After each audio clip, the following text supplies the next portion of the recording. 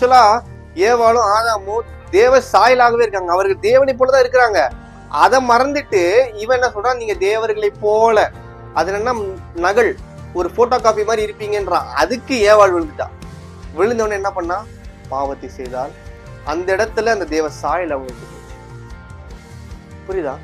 அப்போ அநேக நேரத்துல நாம தேவனுடைய ஆவியை பெற்றவர்கள் அநேக நேரத்துல நம்ம என்ன பண்றோம்னா, நம்மளுடைய சுய பெருமையினால இந்த பாவத்தை செய்து தேவ சாயலை இழந்து விட்டுரும், தேவனுடைய பிரசன்ன இழந்து விட்டுரும். எவன் ஒருவன் தேவனுடைய ஆவியை உடையவனா இருக்கானோ தன்னை தாழ்த்துவான், தன்னை தாழ்த்தி தேவனுடைய சமூகத்தை ஒப்பு கொடுப்பான். ஏன்னா ஆவியானவர் சொல்லி கொடுப்பாரு. அதை எவன் இடத்துல தேவனோட ஆவி இல்லையோ அவன் தான் இந்த பெருமையை காட்டுவான். அப்போ தேவன் என்ன பண்றாரு, பெருமையானவர்களுக்கு எதிர்த்து நிற்கிறார். அப்ப இந்த காரியத்தை நம்ம ரொம்ப கவனமா பார்த்து நடத்தணும் பிரியமானவர்களே. தேவனுடைய சித்தத்தை செய்கிறதா இருக்கணும். ஏன் சித்தத்தை